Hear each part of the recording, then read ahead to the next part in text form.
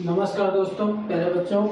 मैं psychology bye R K. Sir के YouTube channel पर स्वागत करता हूं और आज हम लोग पढ़ेंगे शिक्षा का स्वरूप। किस प्रकार से बालक की शिक्षा व्यवस्था की जाती है उसको पढ़ेंगे। इससे पिछले वाली वीडियो में हम लोगों ने तीनों अवस्थाओं की यानी शैशवावस्था, बाल्यावस्था और किशोरावस्था, तीनों अवस्थाओं की जो विशेषताएं थी उनको हम लोगों ने पढ़ लिया था।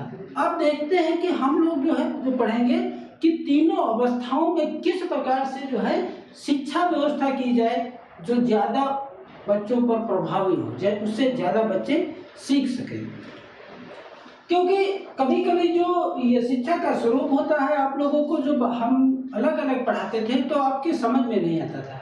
आपको ये नहीं मालूम हो पाता था कौन विशेषता शैशवावस्था की है, कौन बाल्यावस्था की है और कौन किशोरावस्था की।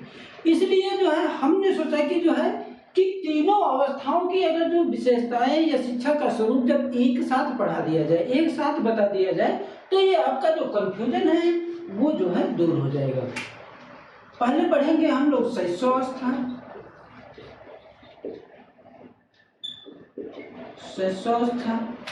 दूसरी पढ़ेंगे बाल्यावस्था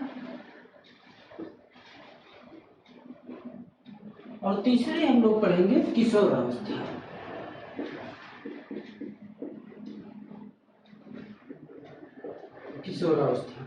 इन तीनों अवस्थाओं की हम लोगों ने आपको उम्र बताई थी। ये शैशवावस्था की उम्र होती है 0 से 6 वर्ष। 0 से 6 वर्ष। बाल्यावस्था की जो उम्र होती है वो होती है 6 से 12 वर्ष। कहीं कहीं से 11 वर्ष भी लिखा मिलता है। और किशोरावस्था की जो उम्र होती है वो होती है 12 से 18 वर्ष। 12 से 18 वर्ष। तो यहाँ तक हम लोगों ने पढ़ लिया था। अब तीनों अवस्थाओं में एक एक पॉइंट को, एक एक बिंदु को हम लोग समझने की कोशिश करेंगे कि किस प्रकार से बालक की शिक्षा व्यवस्था सुचारू की जाए। पहले इसकी विशेषता हम लोग पढ़ेंगे शैशवावस्था की, क्योंकि बाल विकास आपको एक क्रम से पढ़ना होता है, एक सिचुएशन से पढ़ना होता है। क्योंकि बाल विकास एक टॉपिक दूसरे टॉपिक से जुड़ा हुआ होता है, ऐड हुआ होता है। क्योंकि आप मैथ नहीं पढ़ रहे हैं तो आज परसेंटेज पढ़ लेंगे, तो कल लाभ और हानि पढ़ लेंगे, परसों हम चक्रवृद्धि ब्याज पढ़ लेंगे। ऐसा नहीं होता है। इसलिए बाल विकास को एक क्रम में पढ़ा जाता है। क्योंकि एक क्रम पढ़ने के बाद दूसरा क्रम जो पढ़ेंगे तो वो पहला क्रम जो आप पढ़ चुके हैं उससे बहुत सी चीजें दूसरे क्रम में, दूसरे टॉपिक में वो रिलेटिव होंगी। इससे आपको समझने में ज्यादा आसानी होगी। शैशवावस्था की जब हम शिक्षा स्वरूप देखेंगे तो शैशवावस्था में पहला पॉइंट ये है कि बालक को अधिक से अधिक जो शिक्षा व्यवस्था दी जाए वो खेल द्वारा दी जाए।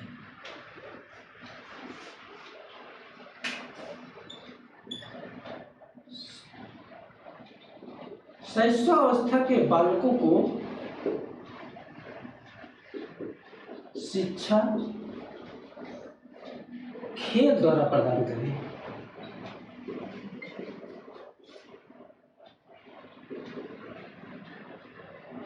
खेल द्वारा प्रदान करें और वो भी खेल कैसे हो? आउट गेम हो। ये वीडियो और पबजी गेम नहीं। खेल कैसे हो?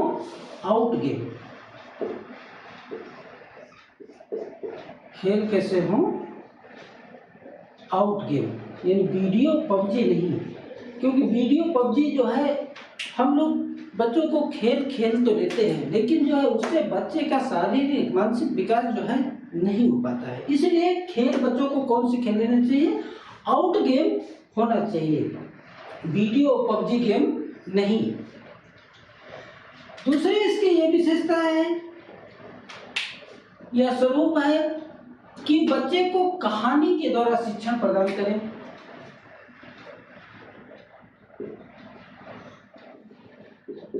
कहानी द्वारा शिक्षण। ये बच्चे में, आपको हम बता रहे हैं कि ये बच्चे में कल्पना,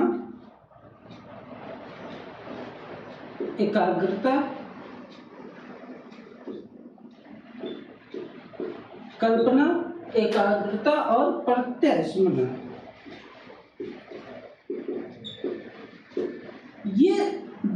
हों तो बच्चे को जो है कहानी के द्वारा शिक्षण दिया जाना चाहिए। यानी भाई आप बताइए कि जो है शैशवावस्था की उम्र कितनी है? 0 से 6 वर्ष। यदि बच्चे में कल्पना, एकाग्रता और प्रत्यय स्मरण विकसित करना हो तो उसे कहानी द्वारा शिक्षण दिया जाना चाहिए। क्यों? क्योंकि जो है आपने देखा कि छोटे बच्चों की कहानियां कितनी होंगी?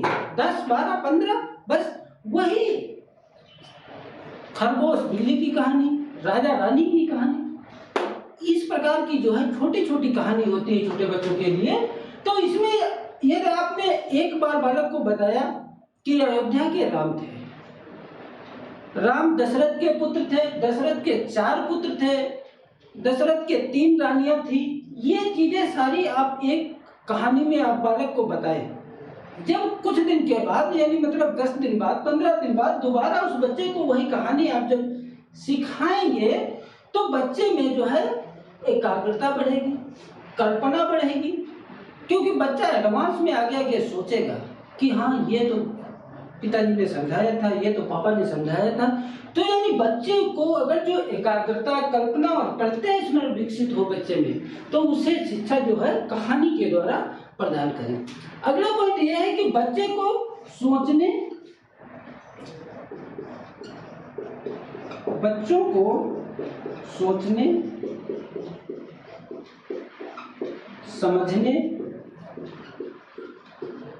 बच्चे को सोचने समझने का अवसर प्रदान करें।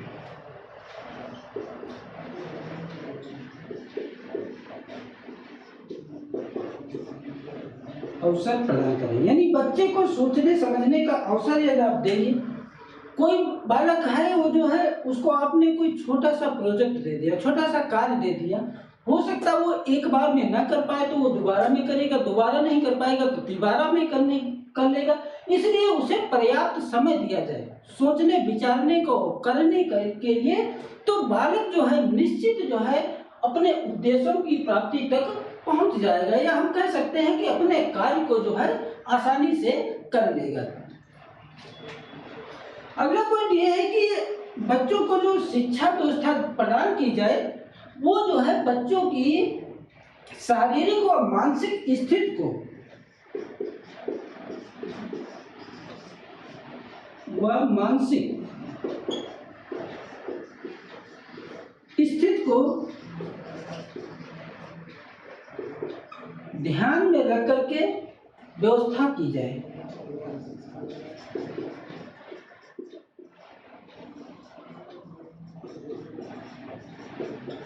रखकर प्रदान करें यानी यदि बच्चे के शारीरिक मानसिक स्तर को ध्यान में रख करके जो है शिक्षा व्यवस्था करेंगे तो वो ज्यादा प्रभावी होगा। क्यों? क्योंकि हमने आपको बताया कि ये बच्चे कैसे हैं, छोटे हैं, ये बच्चे 2 + 2 4 ही जानेंगे, यानी 2 + 2 = 4 ही जान पाएंगे। यदि बच्चे को आपने जो है a² + b² = c² आपने बताया तो बच्चा वो चीजें अभी नहीं समझ पाएगा। बच्चा केवल ये चीज अभी समझ पाएगा क्योंकि उसकी उम्र कितनी है? 0 से 6 वर्ष के बीच में। इसलिए उसके जो है उम्र को ध्यान में रख करके तब उस प्रकार शिक्षा व्यवस्था प्रदान किया जाए। अगली विशेषता यह है कि कक्षा में ऐसे वातावरण का निर्माण करें जिससे बालक अधिक से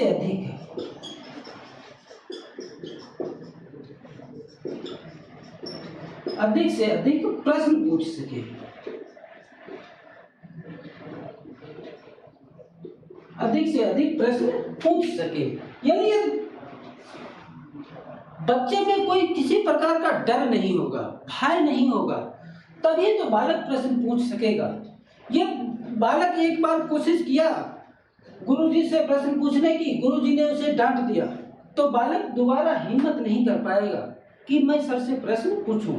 इसलिए आप जो है बालक के साथ अध्यापक को चाहिए कि वो घुल मिल करके रहे, मित्रता जैसा व्यवहार करे। इससे बच्चे अधिक से अधिक सीख सकते हैं, क्योंकि हम आप सब लोग जो है अपनी बात को सब लोगों से नहीं शेयर कर पाते हैं।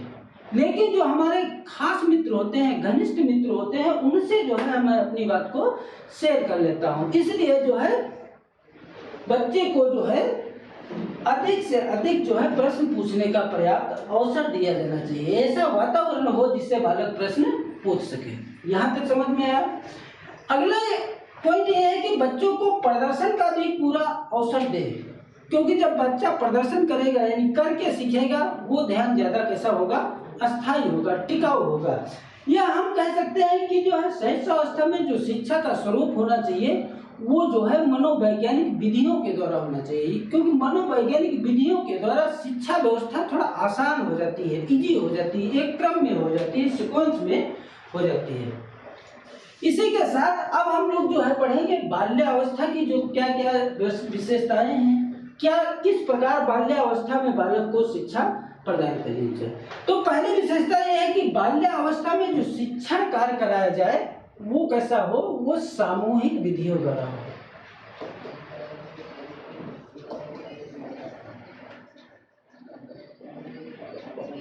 सामूहिक विधियों द्वारा शिक्षण कराया जाना चाहिए। सामूहिक विधियां जैसे कक्षा में आपने जो है क्या किया, तो कक्षा में आप जो है वाद विवाद प्रतियोगिता का आयोजन करें, खेल के द्वारा जो है शिक्षा प्रदान करें, नाटक, अभिनय, ये जो है शिक्षा के प्रमुख अंग होना चाहिए। यानी ये बालक को जो है पर्याप्त अवसर विद्यालय में ही मिले, खेल के लिए, अभिनय के लिए, नाटक के लिए, वाद विवाद प्रतियोगिता के लिए। इस प्रकार से बच्चे का जो है शारीरिक व मानसिक विकास जो है वो बहुत तेजी से होता है। इसलिए शिक्षा व्यवस्था बाल्यावस्था में कैसे होना चाहिए, सामूहिक विधियों के द्वारा होना चाहिए। अगली विशेषता यह है कि जो है भाषा का क्रमबद्ध विकास भी बाल्यावस्था में होता है। भाषा का क्रमबद्ध विकास, भाषा का एक क्रमबद्ध विकास होगा तो भी जो है वो ज्यादा टिकाऊ होगा, स्थायी होगा। कहने का मतलब आपने एक शब्द पढ़ा होगा शुभोपनी, शुभोपनी, शुभोपनी आपने एक शब्द पढ़ा। इस शुभोपनी का मतलब होता है स से सुनना, ब से बोलना, प से पढ़ना और ला से लिखना। शुभोपनी का मतलब होता है ये एक क्रम में होते हैं, ये एक सीक्वेंस में होते हैं। यानी पहले बालक किसी चीज को सुनेगा, फिर बोलेगा, फिर वो पढ़ेगा, उसके बाद वो लिखेगा। क्योंकि अभी तक मुझे जो शिक्षा व्यवस्था दी गई वो घर परिवार के उसमें दी गई, एक सीक्वेंस में नहीं दी गई, एक क्रम में नहीं दी। लेकिन जब बालक 6 वर्ष का हो जाता है, आपने देखा कि अमूमन जो है बच्चों का जो विद्यालय में, प्राथमिक विद्यालय में प्रवेश होता है वो 6 वर्ष की अवस्था पे ही होता है। तो बालक जब विद्यालय जाता है तो विद्यालय में जो है एक क्रम से, एक सीक्वेंस से जो है सारी चीजें सुनता है। शुभोपनी आप याद रखेंगे तो यहाँ से एक क्वेश्चन बनता है कि इनका क्रम पूछता है। तो इनका क्रम यह है सु से सुनना, बोलना, पढ़ना, लिखना। इनका ये क्रम निश्चित है, ये सभी बालकों में एक ऐसे ही होता है, इसको बदला नहीं जा सकता। पहले बालक किसी चीज को जो है सुनेगा, फिर बोलेगा, फिर पढ़ेगा, फिर लिखेगा। अब कोई बालक ऐसा नहीं होगा जो पहले वो लिखना सीख जाए और सुनना ना सीख पाए या वो बोलना ना सीख पाए। इसलिए जो है इनका क्रम एक निश्चित होता है। तो ये जो सुनना और पढ़ना, यानी सुनकर व पढ़कर, सुनकर व पढ़कर बालक क्या करता है, बाहर की सूचनाओं को ग्रहण करता है। बालक बाहर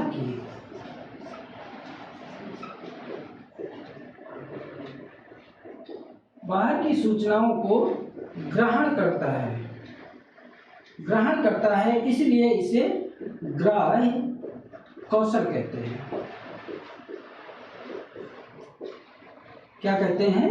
ग्राह्य कौशल कहते हैं। ग्राह्य कौशल क्या होता है कि बालक सुन करके और पढ़ करके, ये इससे जो है बालक बाहर की सूचनाओं को ग्रहण करता है, इसलिए इसे ग्राह्य कौशल कहते हैं।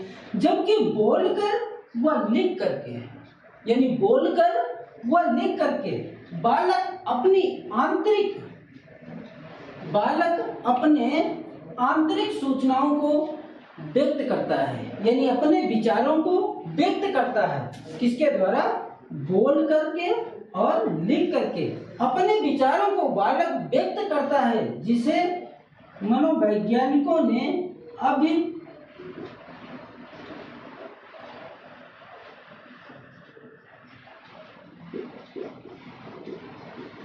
अभिव्यक्तात्मक कौशल कहते हैं। अभिव्यक्तात्मक कौशल कहते हैं। अगली विशेषता यह है कि बालक को नैतिक ज्ञान होना चाहिए, यानी बालक को जो शिक्षा दे वो नैतिकता की शिक्षा दे।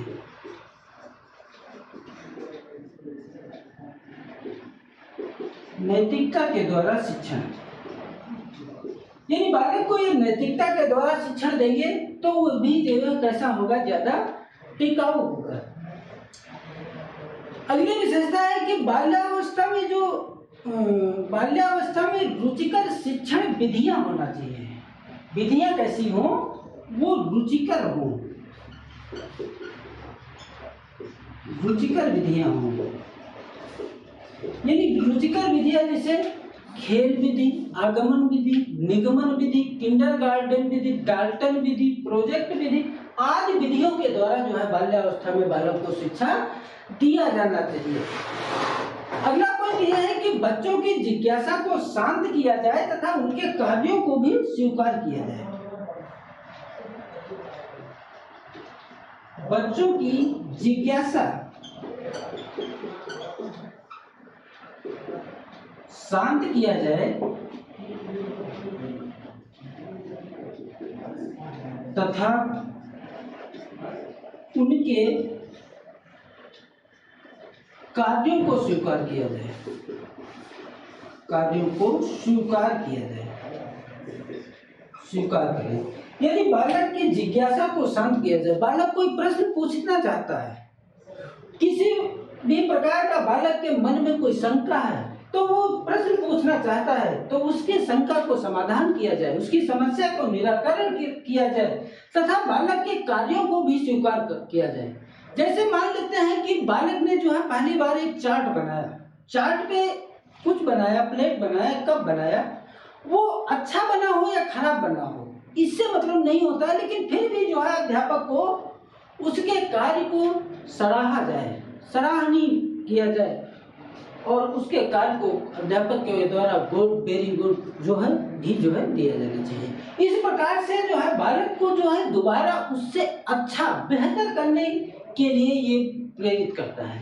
यदि अध्यापक उनके कार्य को जो है स्वीकार नहीं करता है और कहता है कि नहीं ये ठीक नहीं बना है, आप जाइए दोबारा बना करके लाइए, तो हो सकता है जितना अच्छा पहली बार बनाया हो दोबारा में भी उतना अच्छा ना बनाए या तो ना ही बनाए, या तो बनाए तो उतना अच्छा ना बनाए या तो ना भी बनाए, क्योंकि उसके आपने कार्य को स्वीकार नहीं किया, अस्वीकार कर देंगे।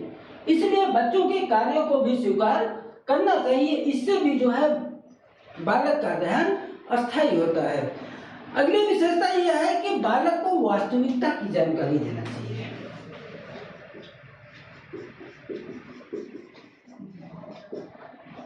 वास्तविकता की जानकारी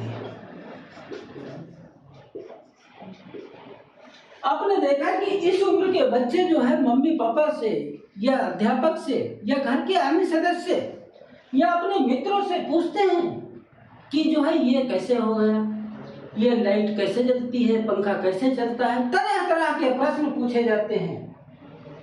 या बच्चा कहता है मम्मी से अपनी कि मम्मी ये रात में उजाला कहाँ से होता है, कैसे होता है, तो मम्मी उसकी अधिकतर गांव में यही कहती है कि नहीं बेटा ये तो चंदा मामा है। लेकिन बालक को ये चंदा मामा नहीं बताना चाहिए, बालक को बताना चाहिए कि बेटा जिस हम पूरे विश्व में जो ग्रह हैं वो 8 ग्रह हैं, उसमें से जिस ग्रह पे हम लोग रहते हैं उस ग्रह में को पृथ्वी कहते हैं और पृथ्वी चंद्रमा का उपग्रह है। इस प्रकार बालक को जो जानकारी देना चाहिए वो वास्तविकता की जानकारी देना चाहिए, सही जानकारी देना चाहिए। अगली विशेषता है कि बच्चों को जैसे स्काउट हो गया, एनसीसी हो गया, एनएसएस हो गया, इसकी भी जो है शिक्षा दी जानी चाहिए। यहाँ तक कोई समस्या? यदि कोई समस्या हो तो मेरे कमेंट्स बॉक्स में आप जरूर लिखिए, मैं उसको कोशिश करूंगा आपके समस्या का समाधान करने के लिए। इसके बाद में हम देखते हैं कि किशोरावस्था में किस प्रकार से शिक्षा व्यवस्था होना चाहिए। तो किशोरावस्था में जो है शिक्षण जो है, शिक्षक यानी शिक्षक जो है एक परामर्शदाता के रूप में कार्य करे, सहायता के रूप में कार्य करे, सहायता के रूप में कार्य करे, सत्तावादी शिक्षण ना करे। यानी शिक्षक को चाहिए, शिक्षक परामर्शदाता के रूप में कार्य करे,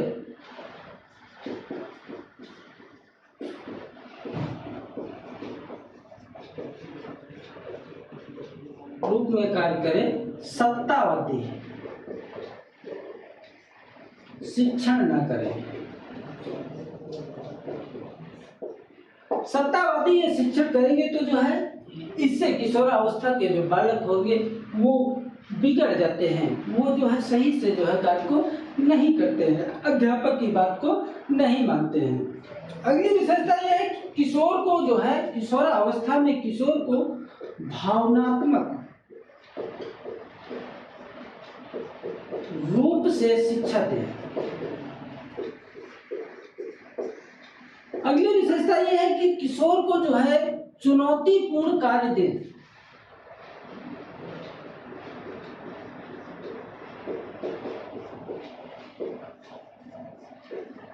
चुनौतीपूर्ण कार्य दें, क्योंकि मनोवैज्ञानिकों का मानना है कि किशोरावस्था में बालक इतना ऊर्जाशील होता है, इतना ऊर्जावान होता है, यदि उसकी दिशा को, उसकी ऊर्जा को सही दिशा में यदि मोड़ दिया जाए, सही दिशा में लगा दिया जाए, तो किशोर के लिए दुनिया का कोई ऐसा काम नहीं है जो वो ना कर सकता हो। कोई भी काम उसके लिए असंभव नहीं है, प्रत्येक काम उसके लिए क्या है, संभव है।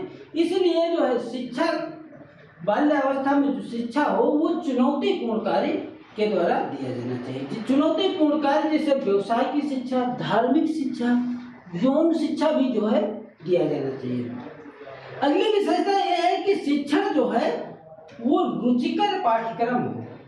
शिक्षण कैसा दिया जाए, रुचिकर पाठ्यक्रम द्वारा।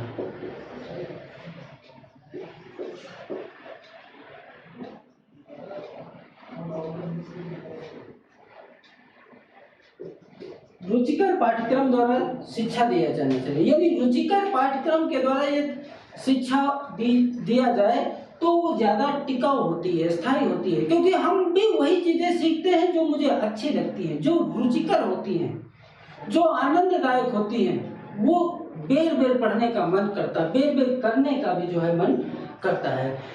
अगली विशेषता है कि निर्देशन एवं परामर्श की भी शिक्षा दी जानी चाहिए किशोरावस्था में। निर्देशन एवं परामर्श, निर्देशन एवं परामर्श की भी शिक्षा दी जानी चाहिए। निर्देशन, हम अपनी तरफ से जो है कोई किसी प्रकार की जो है आपको सहायता दे रहे हैं, ये निर्देशन हुआ।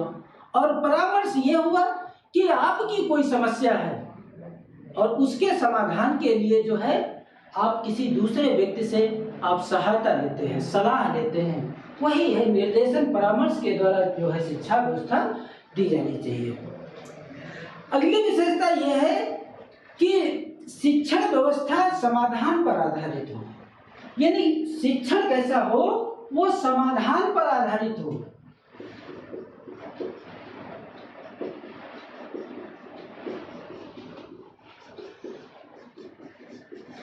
समाधान पर शिक्षण व्यवस्था आधारित हो। अगली विशेषता ये है कि शिक्षण जो है वो बहुविधि द्वारा हो, बहुविधि द्वारा हो।